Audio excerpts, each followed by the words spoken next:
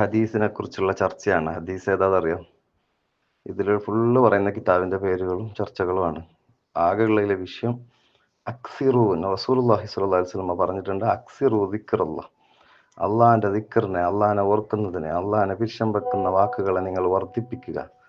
ഹത്താ യഖൂലു മജ്നൂൻ, അവസാനം ജനങ്ങളൊക്കെ ഓന് പിരാന്തായിനി എന്ന് പറയുന്നത് വരെ, ഭ്രാന്താണെന്ന് പറയുന്നവരെ ദിക്റിൽ മുഴുകണമെന്നാണ്. അപ്പൊ അള്ളാന്റെ പിരാന്തന്മാരാകുക എന്ന് റംബാനി ഉസ്താദിന്റെ പ്രസംഗം ഓർമ്മയുണ്ട്. അള്ളാഹ് പിരാന്താവണം, അള്ളാഹ് പിരാന്തമെന്നാ ജനങ്ങൾ പറയണം.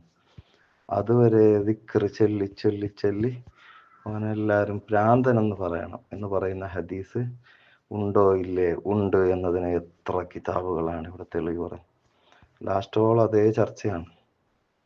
മനസ്സിലായില്ലേ? അപ്പൊ അള്ളാഹ് പിരാന്തന്മാർ അത് ഔലിയാക്കന്മാരാണ്. അവർക്ക് അവരുടെ കാമുകി ലൈല അത് അള്ളാഹുവാണ്.